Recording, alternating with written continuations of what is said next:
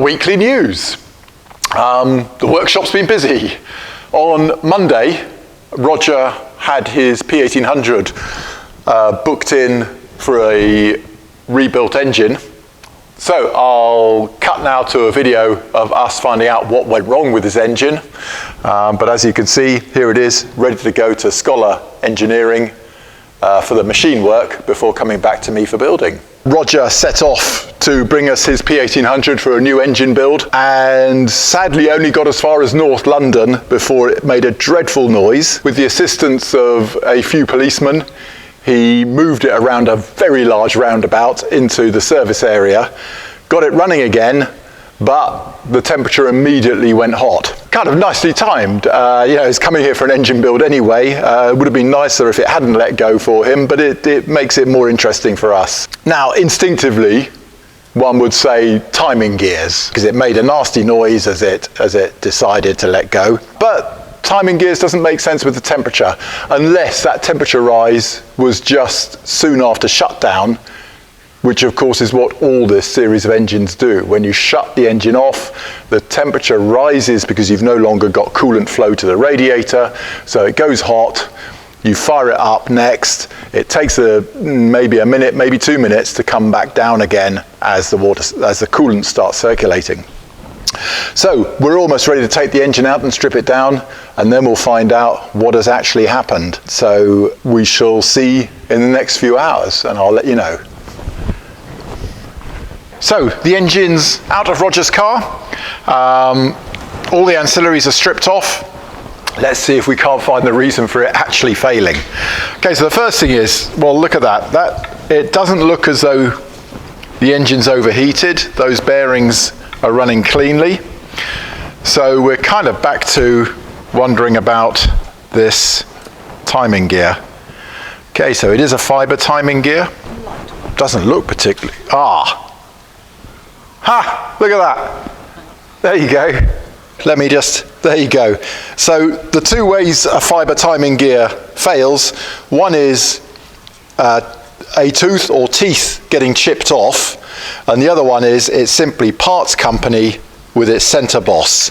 And this one has done it with extreme prejudice. Let's just have a quick look at that then.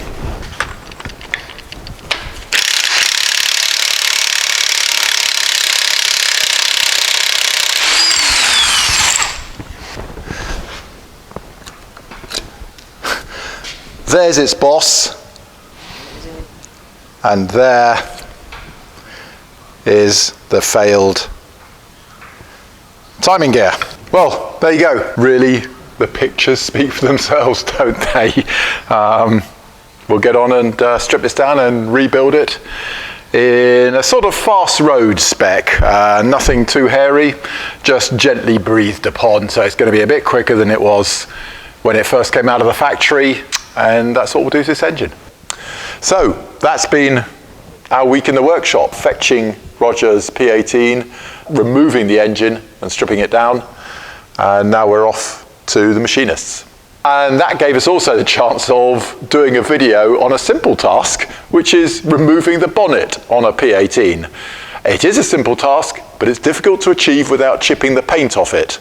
Hence the short video that we will be releasing soon. Okay, so that's the workshop. Our cars, we haven't done any mileage in our cars this week apart from the V70. So let's go and have a look at rack number 5.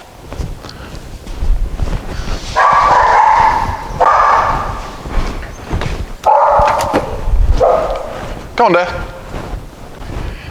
Okay, rack number 5. Let's just have a look around the back here because there's some interesting little artifacts. We've got a heap of Simon's downpipes, both the single downpipe and the twin downpipes. This is obviously from when we end up fitting a 4-branch manifold with a Simon system, we get left over with a load of downpipes. So if you need a downpipe, these I'd let go for £5 each. So let me know if you'd like any of those. We just need to shift them out. Up here we've got some various interesting, strange ones. Oh, here, these two are the right-hand drive 140 automatic, which needs this extra curve here to clear the gearbox linkage. So we've got, I think that's stainless steel, and then a couple of original quality 679108 Volvo 140 automatic downpipes. Up here, that is a pair of 164, no, it's not. That's a couple of 164 downpipes, the late type with a twin downpipe at the front end. That is the earlier type, I think, or have I got that the wrong way around, where it's two independent downpipes, as is that set there. So 164 there. Yeah, all quite exciting, that lot. Quite like those. Okay, so what do we got here? On these bottom shelves, bell housings ranging from the early-ish B18 to the late B20 bell housings.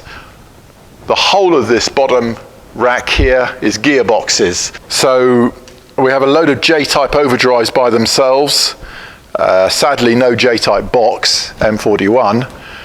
We've got a load of D-type M41 gearboxes down there. Then above it, some various linkage spares.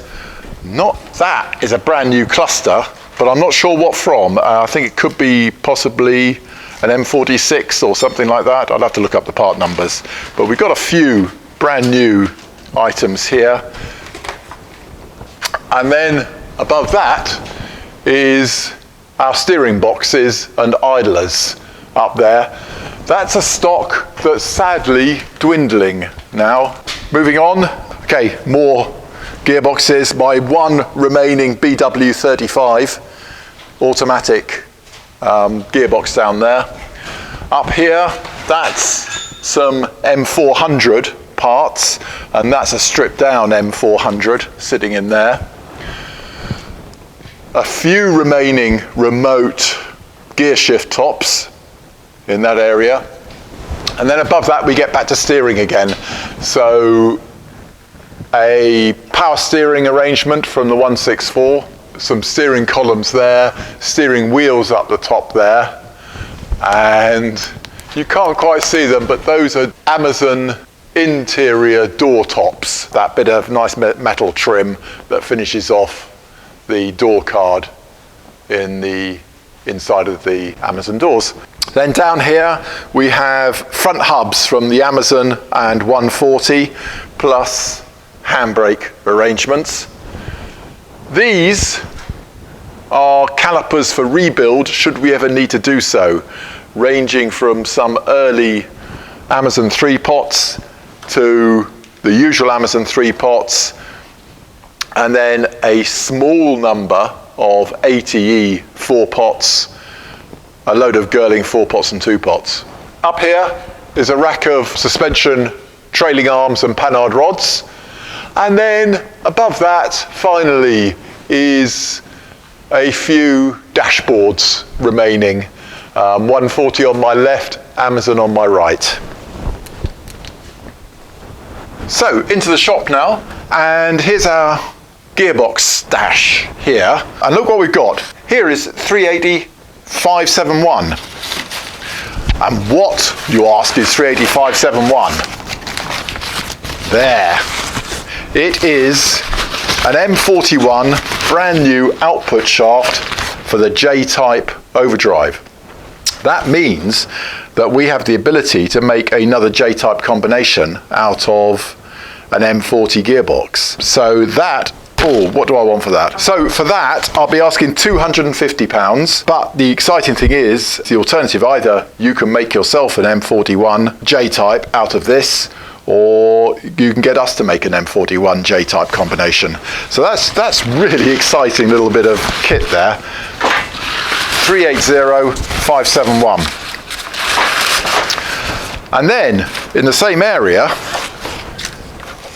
these are all unobtainable. They're the BW35, the automatic transmission cooling hoses for the Volvo 140. And what we have here is 686-000, one of those, a pair of 688037 and a pair of 688038s. So one has to look at the chassis number to work out which is appropriate for your car. But as I say, these are unobtainable now, and I've got them. So treasure to find. Yeah, what a lovely treasure, both of them really, and there's going to be more stuff here as well, which we'll go through next week, I think. So that's that and that.